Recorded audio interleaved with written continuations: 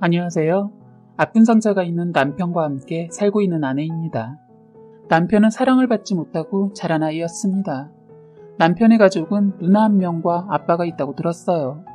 어머니가 왜 계시지 않은 건지 물어보지는 않았지만 시간이 지나니 자기가 먼저 저에게 말해주더라고요. 남편의 부모님 이야기를 시작하기 위해서 남편의 부모님을 어머님과 아버님이라고 호칭할게요.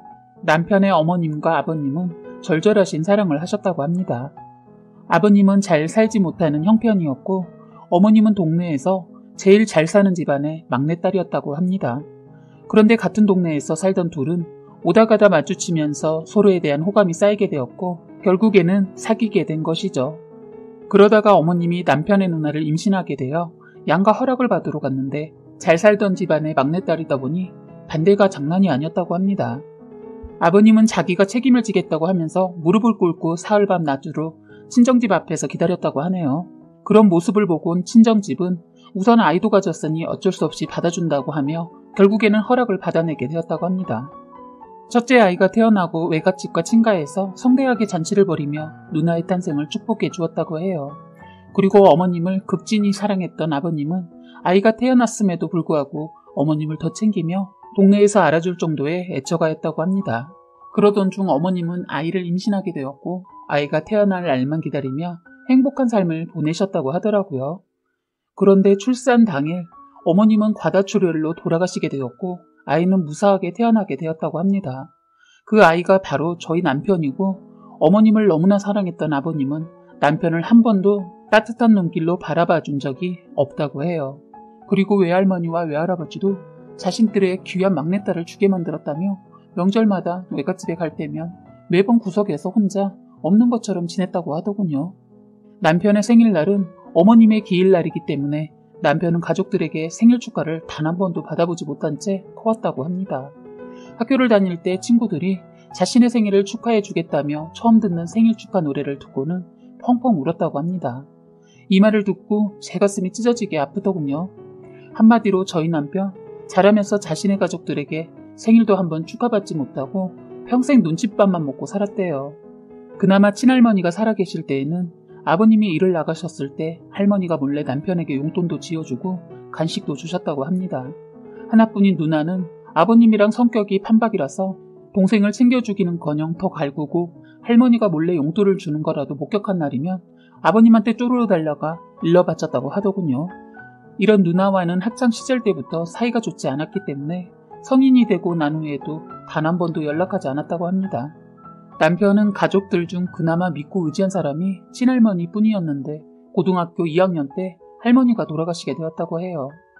원래 어른분들은 자신이 죽을 때가 오면 자신이 직감을 하곤 며칠 전부터 준비를 하신다고 하잖아요. 할머니가 돌아가시기 이틀 전 갑자기 남편을 할머니 방으로 몰래 부르면서 들어오라고 했다고 합니다. 갑자기 남편에게 할머님이 여태까지 많이 챙겨주지 못해서 미안하다며 내 예비가 많이 원망스럽겠지만 너의 길을 꿋꿋하게 걸어가라고 얘기해 주셨다고 합니다. 그러시면서 주머니에 있던 종짓돈을 꺼내며 남편의 손에 꼭 쥐어주면서 성인이 되고 나면 이 집에서 나가 살면서 하고 싶은 일도 하고 좋은 여자도 만나라고 해주셨다고 해요.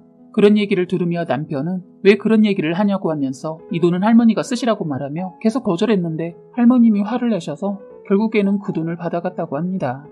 그러다가 이틀 뒤 학교에서 수업을 하던 도중 선생님이 불러서 교무실로 가봤는데 할머니가 돌아가셨다는 소식을 들었다고 해요. 심장마비로 돌아가신 할머님은 편안해 보이시는 모습이었다고 했지만 할머님이 숨이 붙어 계시는 마지막 순간에 함께 있지 못한 게 한이라고 하더라고요. 집 안에서 그나마 의지하던 할머니가 돌아가시고 나니 외로움은 더 심해지게 되었고 결국 극단적인 생각까지 했다가 할머님의 마지막 말씀이 생각나서 힘을 내고 성인이 될 때까지 열심히 살았다고 합니다. 성인이 되기 며칠 전 아버님은 남편을 불러놓고는 이렇게 말씀하셨다고 합니다. 난 널 성인이 될 때까지 키워야 하는 의무를 끝냈고 이젠 넌 내 알바가 아니니 나가서 살아라. 찾아오지도 말고. 결국 반강제로 쫓겨나게 된 남편은 성인이 되자마자 할머니가 준 돈으로 서울로 상경을 하게 되었다고 합니다. 이를 몰고 악착같이 일한 남편은 결국 서울에서도 알아주는 회사에 높은 직급을 가질 수 있게 되었다고 하네요. 그리고 3년 뒤 저와 만나게 된 것이었죠. 그때 저희는 36살로 둘 다 젊은 나이는 아니었기 때문에 신중하게 만나게 되었어요. 원래 남편은 자신이 사랑을 받지 못하고 커서 좋은 남편, 좋은 부모가 될 수 없을 것 같아 결혼을 하지 않으려고 했다고 합니다. 그러다가 저를 만나고 결혼을 해도 될 것 같은 여자라는 생각이 들게 되었고, 그래서 결혼을 전제로 저와 만남을 시작하게 되었다고 해요. 나이도 나이인지라 결혼을 전제로 만나고 있던 저희의 입에서 결혼 이야기가 나오게 되었고, 프로포즈까지 받고 난 후 저는 이야기를 모두 듣게 되었습니다. 이런 남편의 사정을 모두 듣고 난 뒤 남편에게 지금까지 그런 집안에서 살면서 억울하거나 괴롭진 않았냐고, 나 같았으면 진작에 그 집안에서 뛰어나왔을 것이라고 얘기했어요. 그랬더니 하도 어렸을 때부터 그런 일을 당하다 보니까 그게 당연한 줄만 알았고, 이게 사랑받지 못한다는 것을 알게 된 것은 초등학교 2학년 때 친구 집에 갔다가 느껴졌다고 하더라고요.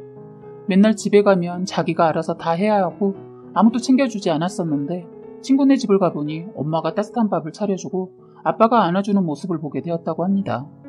그때서야 원래 다른 집들은 이런 분위기구나, 나는 지금 사랑받지 못하고 있는 거구나 를 깨닫게 되었다고 해요. 저는 이 모든 사실을 알고 나서 너무나도 속상했지만 아무것도 해줄 수 없는 저에게 미웠기도 했고, 이 남자를 더욱 아껴줘야겠다는 생각이 들었어요. 남편의 사정을 듣고 난 뒤 원래는 저희 집에만 가서 인사를 드리기로 했다가 결혼 준비가 거의 마무리가 되었을 때 그래도 저는 아버님을 한번 찾아뵙는 게 맞는 것 같다고 남편을 설득했습니다. 그렇게 저희는 아버님의 주소를 수소문하여 알아낸 뒤 그곳으로 내려가게 되었고, 거기에서 아버님을 처음 뵙게 되었습니다. 처음 초인종을 누르자 아무 대답이 없길래 한두 번 더 눌렀더니 그제서야 현관문을 열어주시더라고요.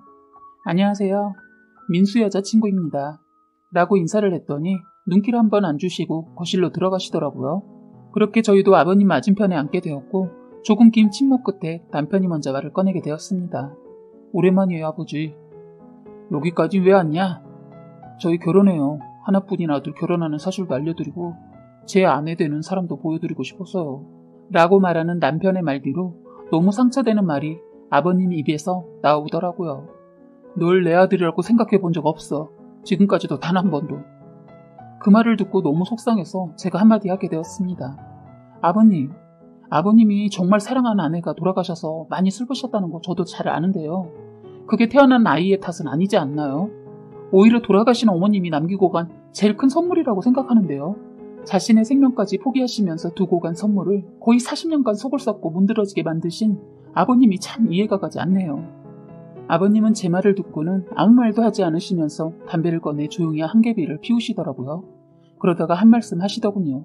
사랑하는 사람을 잃어본 적이 없는 것 같은데 그게 얼마나 큰 상처이고 아픈 일인 것인지 아냐? 그리고 성인이 된 후에 오지 말라고 했던 것 같은데 난 너가 결혼을 하든 아이를 낳든 관심 없다. 아버님이 아들이라고 생각해 본 적 없는 이 남자요. 제가 데리고 잘 살겠습니다. 여기 청첩장이고 알고 계시라고요. 안녕히 계세요. 라고 말한 뒤 저는 남편의 손을 잡고 그 집에서 나왔습니다.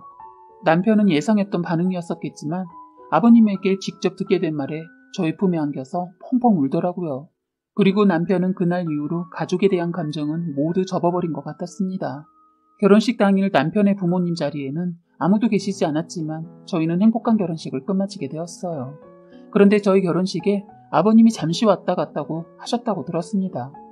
이름 없는 봉투에 축의금으로 조금 많은 돈을 넣어두시고 가셨더라고요. 그런데 축의금을 걷는 사람이 남편과 중학교 때부터 친구였던 사람이라 기억하곤 고민하다가 남편에게 말해준 듯 보였습니다. 저희 남편 그 말에 많이 흔들린 듯 보였지만 지금은 마음 다잡고 잘 지내고 있어요. 알고 보니 거기에 편지가 한 장 있더라고요. 잘 살아라. 딱 이 한 문장만 적혀 있었고 다른 추가적인 말은 없었습니다. 아버님은 저희가 찾아간 날 이후로 이사를 간 듯 싶었어요. 친척분들 중에 아무도 아버님이 어디 살고 계시는지 모르시더라고요.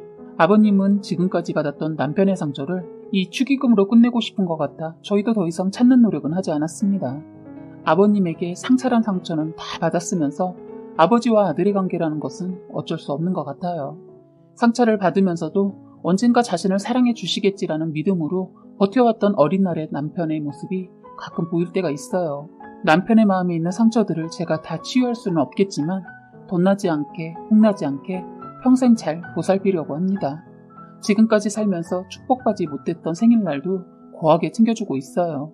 그런 저에게 보답이라도 하듯이 남편도 깜짝 선물을 자주 하면서 결혼 5년 차인 저희는 아직까지도 신혼처럼 달달합니다.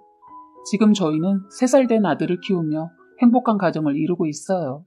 남편은 자신이 받지 못했던 사랑을 아이에게 쏟아주는 것 같고요. 사랑받지 못하면서 커서 자기가 잘하고 있는 것인지 헷갈려할 때가 참 많은 것 같은데 제가 보기에는 세상에서 이렇게까지 아이를 사랑하는 아빠가 없을 것이라고 생각해요. 사연은 여기까지였고요. 구독과 좋아요, 알림 설정 부탁드리겠습니다.